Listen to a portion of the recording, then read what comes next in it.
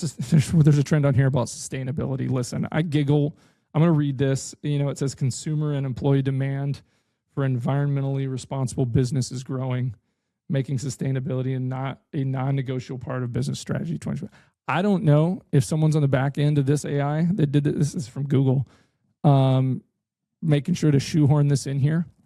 But I'll tell you, I've never had one person that I've interviewed in over 9 years in this business that we started that has asked me questions about my sustainable business practices.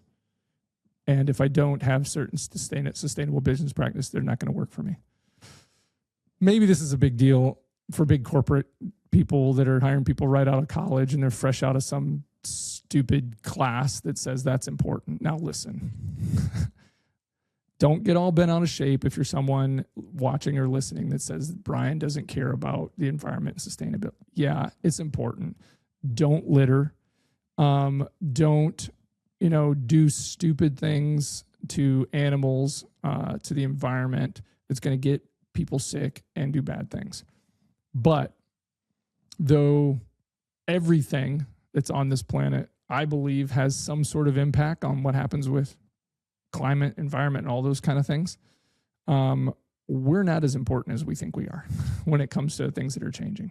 We don't have the data for the last thousands and thousands and thousands of years of what weather patterns have been to know whether or not this winter is the collapse of all humanity because temperatures are different than it was last winter or winter in the last 10 years. So I'm not going to get too far down that, but I can tell you one thing.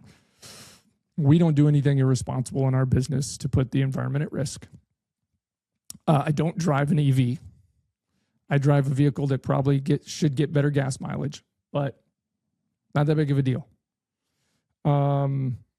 Sometimes I forget to leave a light on in the house or in the office, and I got to pay for that, but not that big of a deal.